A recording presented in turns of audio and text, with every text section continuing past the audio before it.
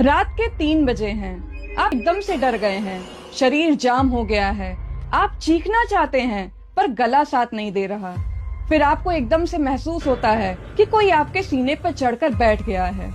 लेकिन क्या आपने कभी सोचा है, ये भूत प्रेत आत्माएं दुनिया के अलग अलग देशों में अलग अलग क्यों होती हैं? क्या भूत भी देशों के बॉर्डर क्रॉस नहीं कर पाते?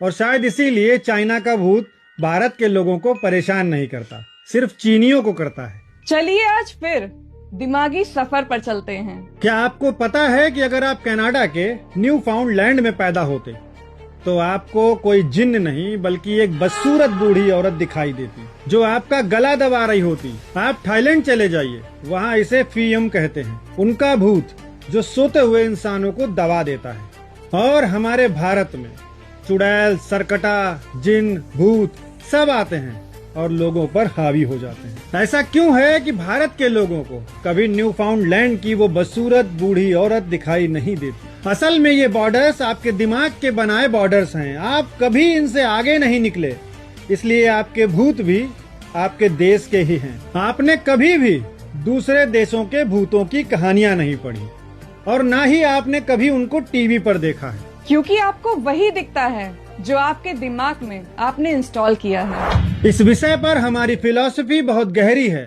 और इंसान के सपनों पर कई वैज्ञानिक रिसर्च भी हुई है। दरअसल दिमाग रात में सोते वक्त दिन भर की बातचीत, यादें, दृश्य, इन सब को प्रोसेस करता है और जिन यादों पर आपने ज्यादा ध्यान नहीं दिया उनको हटा देता है। जिन पर ध्यान दिया होता है उनको संभाल कर रखता है। ये सारा प्रोसेस सोते समय होता है और कभी कभी जब आप जागते समय अपने डर पर ज्यादा ध्यान देते हैं तो आपका दिमाग सबसे डरावनी यादें जो संभाल के रखी गई थी उनको निकालना शुरू करता है। और इसी घटनाक्रम को आप देख रहे होते हैं अपने सपने में, एक फिल्म की तरह। चूंकि ये आपके दिमाग में हो रहा होता है तो आपको ऐसा लगता है कि ये बाहर हो रहा है। इन सपनों को बनाते समय आपका दिमाग आपके शरीर को पूरी तरह पैरालाइज कर देता है ताकि आप उन सपनों में कुछ कर ना बैठे।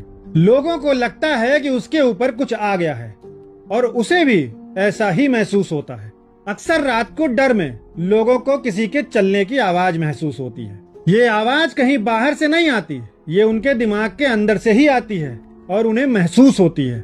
ये सब दिमाग का खेल है जो अंदर हो रहा होता है, बाहर देखने पर कोई भी मौजूद नहीं होता। असल में इंसान की सबसे बड़ी परेशानी उसका अपना ही दिमाग है। इंसान वही बोलता है, वही सुनता है, वही महसूस करता है जो उसके दिमाग में पहले से मौजूद है।